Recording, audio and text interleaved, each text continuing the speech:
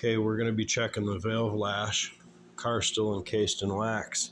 You're going to need a good caliper to make sure you can check your feeler gauge for what it says on there is correct to it, so you don't screw up your lash.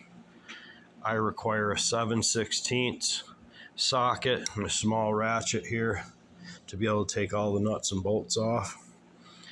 Internally on the actual rocker arm adjusters, there's a bracket that holds them all still. You're going to need a 1/2 and a 9/16, as well as a 1/2 and a 9/16 socket, because this stuff takes the bracket off. And then these two will allow me to adjust each one individually. And once I get in there, we'll need an Allen wrench.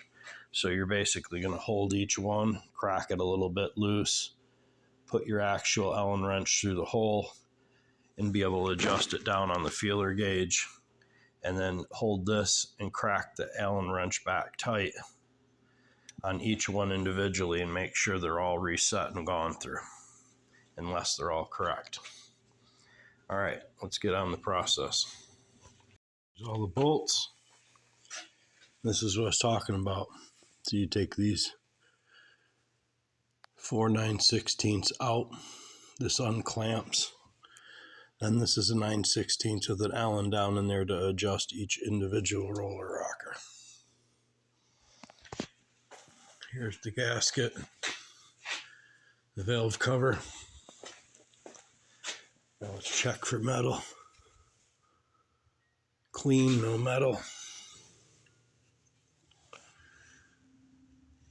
A little bit of dirty oil, but clean with no metal shavings. That means that the motor ain't chewing itself up. All right, we're good. Let's keep rolling. Okay, don't forget, like on mine, it's a 13/16 with a little bit of a swivel, an extension and a 1/2.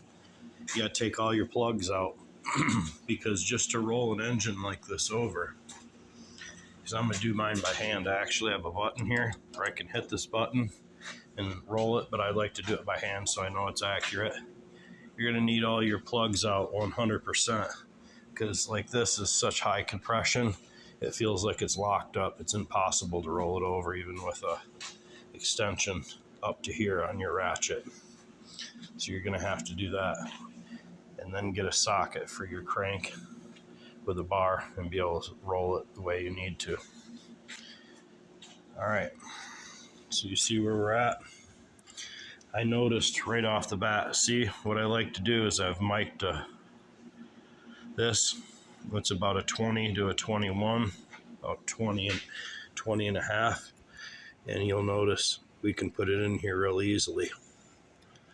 But this one, see, it's nice and tight. Like it's supposed to be. And this one is a little bit easy, but it's still decent with this number one. And these are the push rod guides. So we're gonna crack all 4 of these loose and both these loose. We're gonna put this even. There's actually notches where it's supposed to be. They're rocked back of hair on just these 2 out of the whole set. And then we'll retorque all of them. The reason I took it apart is we're checking every individual rocker and the actual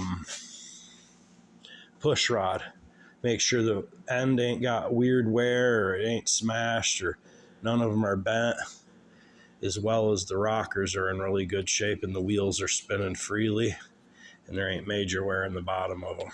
So far, so good. We're going to do both sides. And then, like I say, we'll clean up the plugs and make sure they're all gapped properly as well before we put it back together. But that's what we're going to do. We're going to fully maintenance it. I ain't going to play around and wind up buying a cam. The cam was $1,300.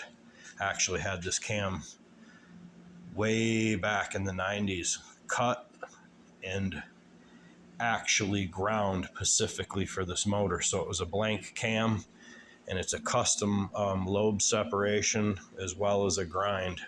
And I won't reveal none of that because, like I say, this cam was a blank cam and custom ground and made specifically for this engine build.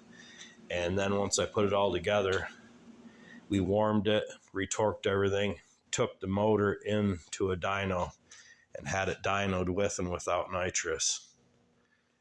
Push rods check out to be perfect normal wear. All the rocker arms and all the fasteners are all good. The plug's got nice color.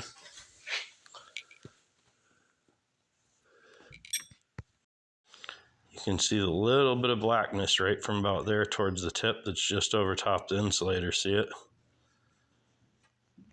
That's your timing mark. It could use maybe a degree or two more timing, but it starts real easy where it's at.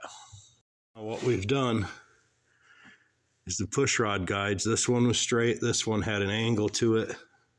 This one was back a hair, and so is this one. They're supposed to be at 50 to 55 foot-pounds. Now they're all at 50. They were at 40. So we retorqued all the studs after loosening them and making sure these are straight, right even over top the hole.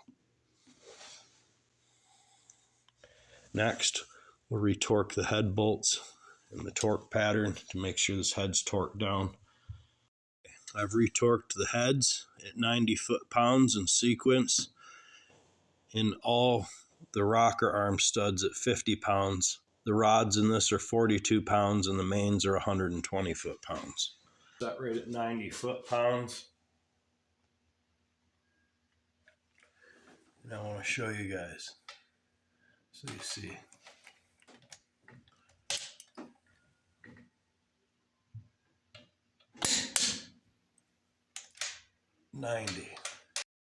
Now you can see the side ain't quite all the way tore apart yet. We gotta take the bolts out, get this cover off, and do the same process. If you don't do this, you'll be sorry. It's like I say, the actual valve lash on this side, they had backed off to about 23 on the valve lash, and they should be 18. Everything's all good. Like I say, the push rod at the other end of it and this end of it, they've shined up just a teeny little bit like they're supposed to. But with these studs, just a hair loose, and the wear on each end of the push rod and what's in the actual rocker arm, that gives you your 2 or 3 paper sheets. And that's the reason all of them were at 23 rather than 18. So they were all even. Nothing was looser than the rest of them once I went through it. Now take a look here. No metal. Okay, here's the passenger side. You can see I knocked all the studs loose. Where I got my push rod guides all loose. We're going to recenter all this and retorque these. Then we'll torque the head and we'll be ready for assembly. Everything did check out on this side. All the rocker arms, the fasteners are good, and the push rods have normal wear. This bar is in good shape. The gasket's still decent. I gotta wipe it off. But these are from last spring, so they're still in really good shape. And there's no metal in the valve cover or in the galley of the head that lead down. Holes in the back of the block or the front of the block, so we're good to go. Everything is all torqued on this side. These are reset. All my push rod guides, and everything's torqued to 50, and everything's torqued down to 90 on the head bolts.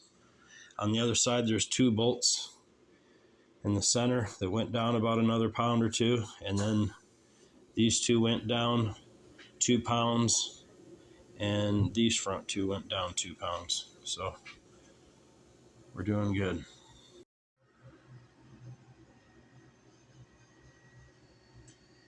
I want to say one thing. We started exactly at 1 o'clock. It is 7 at night. So just to get to this point is at least 6.5 hours. It's quite a bit of work. So all right, we'll be back.